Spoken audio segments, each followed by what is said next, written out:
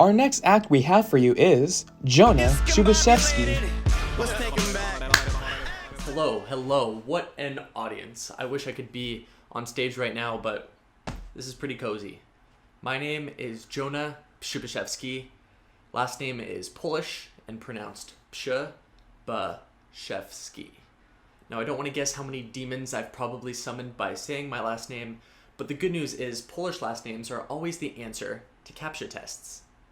Whenever the computer wants to make sure I'm not a robot, I see my cousin. Other last names like Win and Khan are cool because they date back to ancient dynasties and kings, while the Polish, on the other hand, created their last names by trying to pronounce an eye doctor vision board. My last name is so long that by the time I finish introducing myself in kindergarten, I hit puberty. I was a baby alcoholic. I have Polish heritage, but I was actually born in Toronto, Canada, and even though I only lived there a couple of years, America is vastly different than the maple syrup paradise up north. For instance, in the United States, you have Saturdays and Sundays. In Canada, we have the weekend.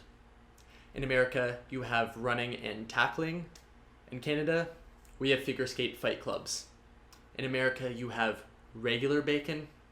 In Canada, we have free healthcare.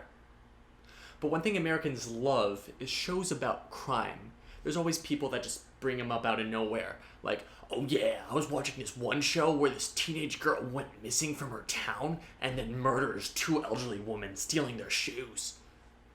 Apparently that show was called The Wizard of Oz. But with all these crime shows out, I think people are getting a little too good at stealing things. True story, one man stole 4 pianos from UCI, and they ended up all the way in LA in perfect condition. One man, 4 pianos, perfect condition. He ended up being the number 1 draft pick for U-Haul, but I guess we're better at stealing things than hiding, because, like someone with red hands, the thief was caught red-handed. This was before the pandemic where you could actually recognize faces. And now with masks, it's made basically everything a lot harder. Every time you go into a restaurant, you're greeted by the Great Wall of Plexiglass, where everyone can speak, but no one can understand. You'll enter attempting to order a burger and leave with full custody of a child. It's almost like cashiers are trained to speak in breathing noises, and I don't think they can even hear me through their masks either. Last time I tried to give them a name for my order, I looked to see how they spelt it on my drink. They wrote it as a proper fraction. And now people are spaced out by floor frisbees.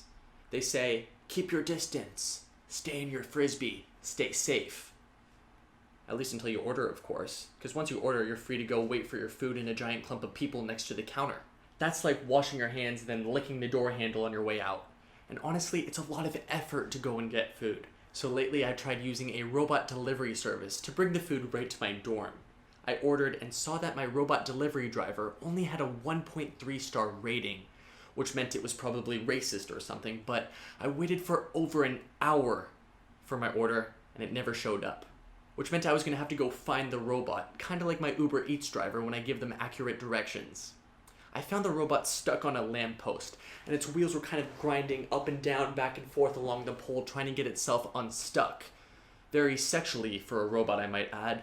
As a matter of fact, other robots formed a semicircle around it and started shooting out dollar bills. Finally, I removed the robot from the lamp and tried opening the hatch to get my orange chicken, but it was locked.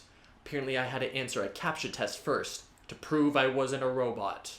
Very hypocritical if you ask me. Thankfully, all I had to do was type in my last name. That's my time. This has been Jonah Przybyszewski.